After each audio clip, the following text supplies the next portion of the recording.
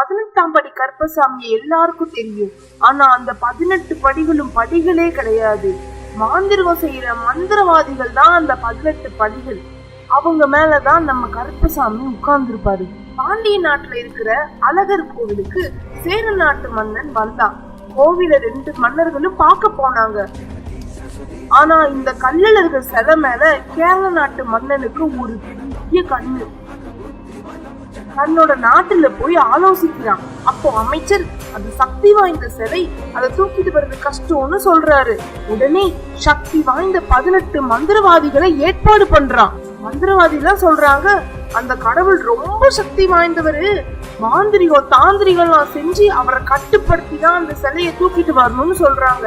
நாங்க தூக்கிட்டு வர்றதுக்கு எங்களுக்கு துணையா ஒரு சாமி வேணும்னு கேக்குறாங்க. மன்னனும், கருப்பசாமிய உங்க துணைக்கு அனுப்புறேன், ஆனா நீங்க திருட போறதுன்றது